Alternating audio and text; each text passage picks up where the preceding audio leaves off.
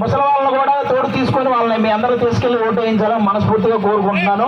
మీరు వైసీపీ వాళ్ళు ఏం చెప్పి ఓటు అడుగుతున్నారో మీ అందరికీ తెలుసు. ఏం చెప్పి అడుగుతున్నారు ఓటు?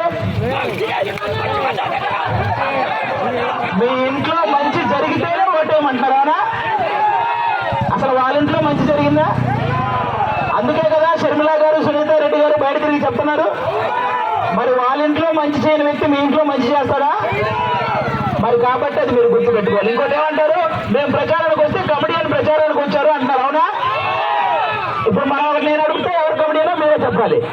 ప్రత్యేక హోదా తెస్తానని కామెడీ చేసింది ఎవరు?